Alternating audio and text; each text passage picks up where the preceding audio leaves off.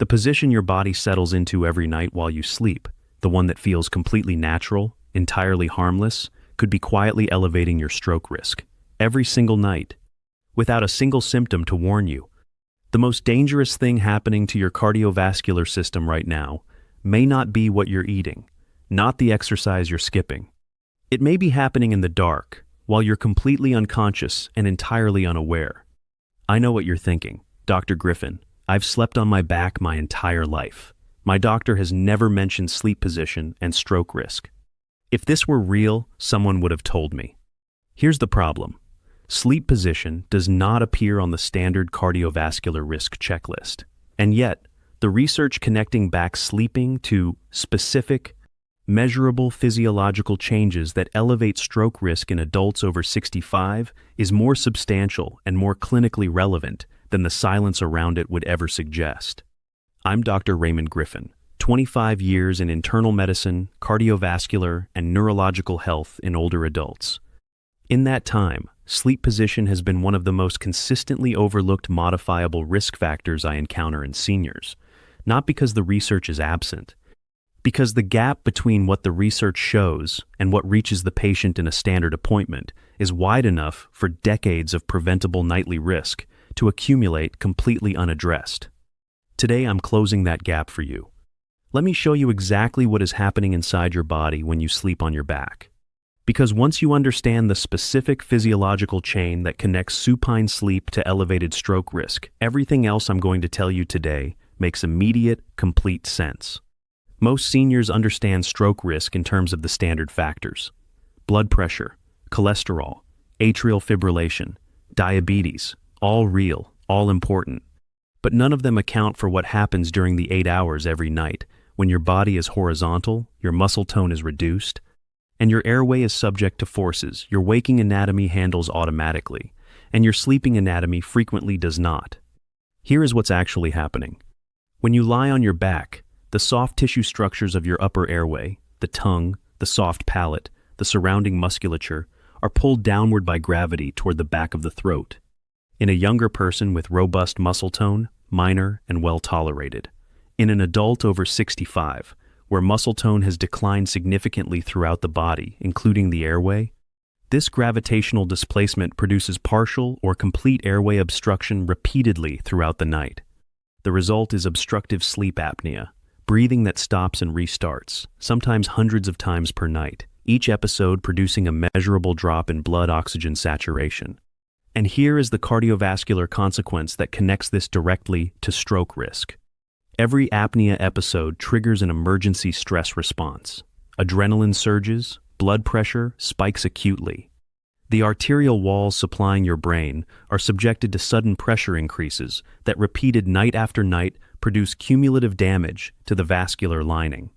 Think of your carotid arteries like a quality garden hose. Under consistent stable pressure, they remain intact for decades. Subject them to hundreds of sudden pressure spikes every night, and the wall integrity begins to fail. Plaques form, clots develop, stroke risk accumulates in the dark, while you sleep. So now you understand the chain: gravitational airway displacement, repeated oxygen deprivation, nightly blood pressure spikes, cumulative arterial wall damage. All of it happening while standard stroke prevention protocols address everything except what's occurring in the dark. The next question is the one that changes outcomes. What do you do about it? Here is the mistake that keeps most seniors on their backs, night after night, accumulating vascular damage. Their daytime cardiovascular management cannot fully offset. The mistake is treating sleep position as a comfort preference instead of a cardiovascular variable. Almost every senior who comes into my office with elevated stroke risk and unexplained sleep quality issues has never once been asked what position they sleep in, never assessed, never included in the cardiovascular risk conversation, because in standard clinical practice, it isn't. Sleep position lives in the gap between specialties. And the vast majority of seniors whose supine sleep is quietly elevating their stroke risk fall through that gap entirely. After 25 years of connecting these dots for seniors whose risk profiles refuse to fully respond to standard management, I developed a specific positional sleep framework. No medication, no equipment, No dramatic lifestyle disruption that most seniors won't sustain. I call it the S.I.D.E method. S. Support the transition structurally. Specific pillow positioning that makes lateral sleep mechanically comfortable and supine. Return physically inconvenient. I.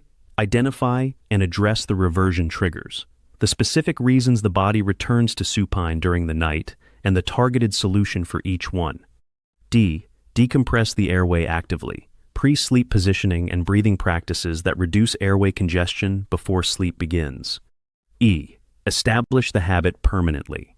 The consistency protocol that converts a temporary positional experiment into a durable nightly default. 4 steps, 1 sequence. A complete positional sleep strategy built specifically for the senior cardiovascular risk profile. Here is the S.I.D.E method exactly as I teach it to my patients, tonight before you go to bed specific. Every detail that makes the difference between a positional change that lasts 3 nights and one that becomes the permanent default your cardiovascular system has been waiting for. Step 1.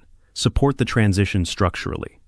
Place a full-length body pillow along the entire front of your body. This eliminates the joint pressure that makes side sleeping uncomfortable for seniors with hip or shoulder sensitivity. The most common reason, lateral sleep is abandoned in the first week. Then place a firm pillow or rolled blanket directly behind your back. This posterior barrier makes rolling into the supine position physically inconvenient without being uncomfortable enough to wake you. The body encounters resistance in both directions.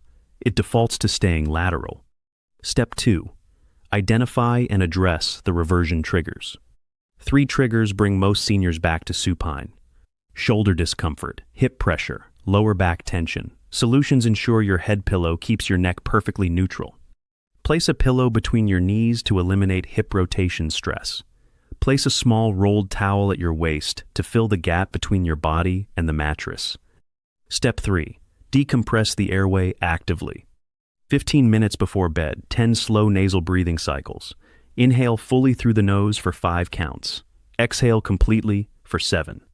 This reduces upper airway tissue congestion and establishes nasal dominance before sleep begins. Step 4. Establish the habit permanently. Every single night. Full structural setup. 21 consecutive days without exception. After 21 nights, the lateral position begins feeling natural. After 30, the body seeks it. Let me tell you about Walter.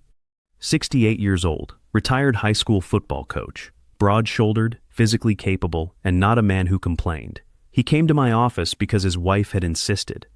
He made that clear within the first 30 seconds. She thinks I snore too much. I think I sleep fine. His cardiovascular profile told a different story. Blood pressure managed, but home readings showed a consistent pattern of morning elevations running 15 to 20 points higher than his afternoon readings. Fatigue significant enough that he had abandoned the morning walks he had maintained for a decade. And 2 episodes in the past year he called dizzy spells. Brief moments of disorientation he had attributed to standing up too quickly and never mentioned to a physician. Those dizzy spells stopped me completely. Combined with the morning blood pressure pattern and years of documented snoring, they formed a clinical picture I recognized immediately. I asked Walter one question no previous physician had ever asked him. What position do you sleep in? He looked at me as if the question was too simple to be serious. On my back, always have.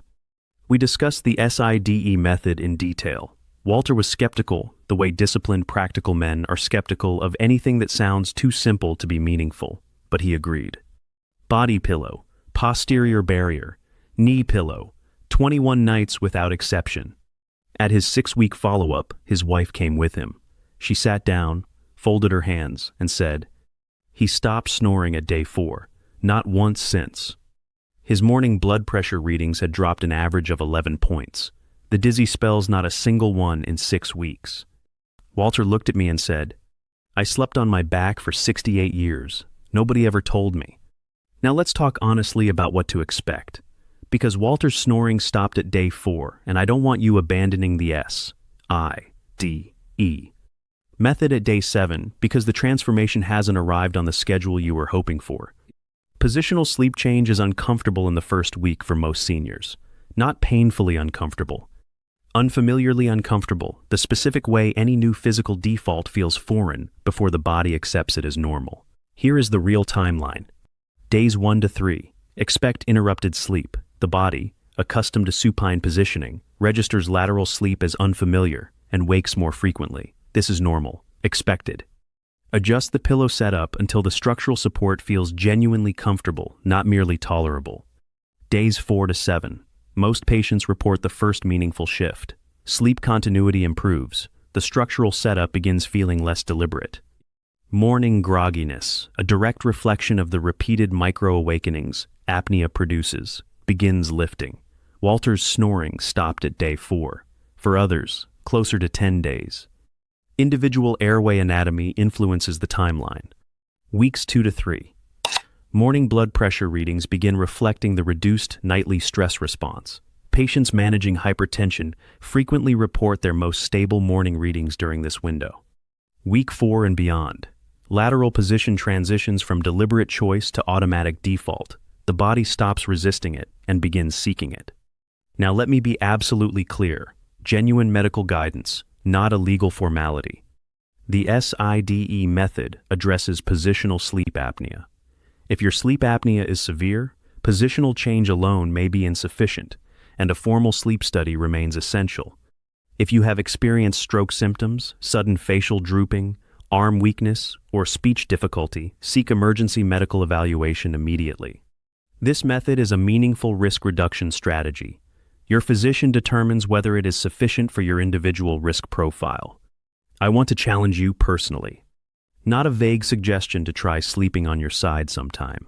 A specific, concrete, 21-day challenge with a defined nightly setup, a clear measurement framework, and 2 simple observations that will tell you honestly and objectively whether the S.I.D.E method is producing the improvements it produced for Walter.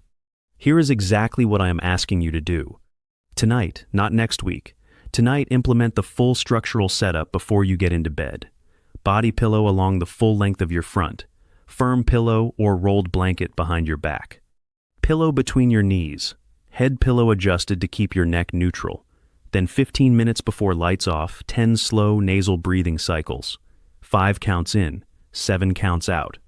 4 minutes to arrange. Every single night. 21 consecutive days without exception. Do not simplify it on the nights you are tired. The structural consistency is the method. Track 2 things. First, if you have a partner, ask them to note whether your snoring changes and when. Snoring reduction is the most immediately audible signal that lateral positioning is reducing airway obstruction. Second, record your morning blood pressure every day at the same time before any activity or medication. 1 number, written down daily. At the end of 21 days, compare your first week of morning readings to your 3rd week. Compare your partner's snoring observations from night 1 to night 21. Those 2 data streams will tell you more about what the S.I.D.E method has done for your cardiovascular risk than anything I can tell you in advance. 21 nights, 1 structural setup, 2 measurements. Now, if you watch this entire video, go to the comment section right now and type the words S.I.D.E method. I read every single comment on this channel, every one, without exception. Type S.I.D.E method right now and tell me, have you ever been told your sleep position could be affecting your stroke risk? I want to be honest with you about something. Walter slept on his back for 68 years. His blood pressure was managed, his medication was appropriate. And every single night, while his daytime cardiovascular management was doing everything it was designed to do, his sleep position was generating hundreds of arterial pressure spikes that no pill could fully offset. Because no physician had ever thought to ask what position he slept in. He is not unusual. He is representative of an entire population of seniors whose stroke risk management is comprehensive in every dimension. Standard clinical practice examines and completely unaddressed in the one dimension that happens every night in the dark while no monitor is measuring. That gap is why I make these videos. 1 action tonight, just 1. Before you turn the light off, place 1 firm pillow directly behind your back. That single pillow makes rolling into the supine position physically inconvenient without disrupting your sleep. 1 pillow, behind your back, tonight. That is where Walter's story changed. Yours can change tonight. Before you close this video, think about someone specific. A spouse lying beside you every night, whose snoring you have normalized over so many years, you have stopped hearing it as a symptom. A sibling whose blood pressure remains stubbornly elevated despite medication that should be producing better results. A close friend who is always tired in their eyes, tired in their patience, in a way that a good night's rest never seems to fully resolve. Sleep position is invisible as a risk factor because it happens in the dark. The damage accumulates silently in arterial walls that send no pain signal and announce their compromise only when the compromise has already become significant. Share this video on Facebook right now. Tag them directly. One share, one tag, one conversation that could change the position someone sleeps in tonight and every night after. Tag them before you close this video. Subscribe now for more conversations like this one every single week on this channel. I'm Dr. Raymond Griffin. Sleep well, sleep safely, and take care of that heart. I'll see you in the next one.